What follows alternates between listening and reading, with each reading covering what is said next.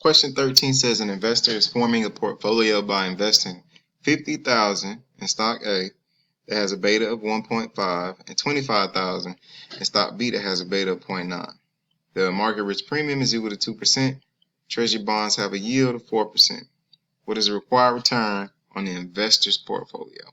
So I'm trying to find the required return on the portfolio.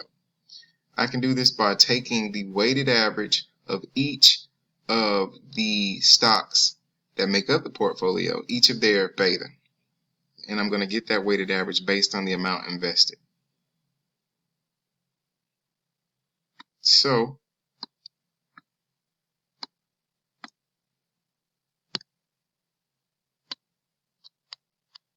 stock A has an amount invested of 50 grand.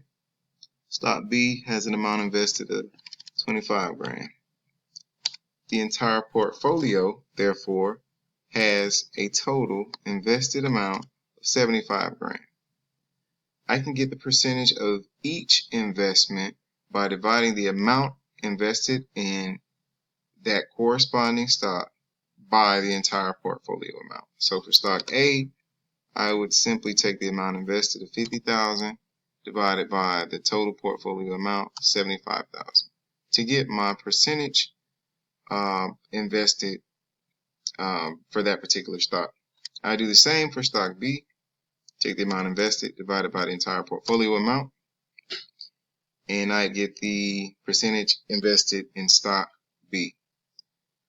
I am given the beta, so beta for stock A is 1.5. Beta for stock B is 0.9. Okay, so therefore the weighted beta will be equal to the percentage invested times the given beta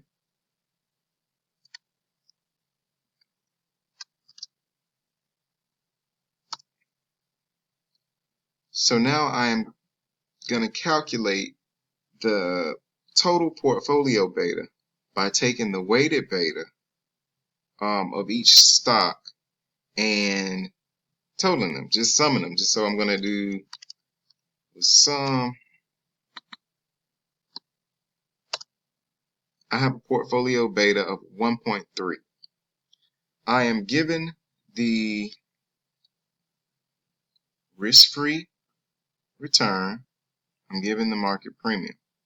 I'm given beta. The question is asking us to solve the required return. I have everything that I need. So I'm going to input my beta, which I just calculated as 1.3. I'm given the market risk premium, which is 2%.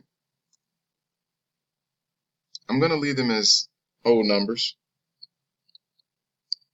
I am given the risk-free rate.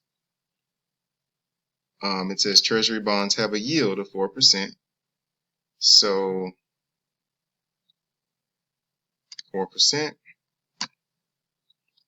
I think I've been referring to the problem the whole time as a stock.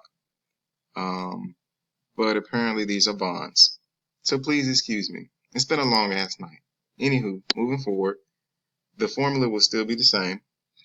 The required return I can calculate by multiplying the risk-free premium times beta and adding the risk-free rate. And I am given a required return of 6.6. So answer choice A would be what I would want to select for this problem.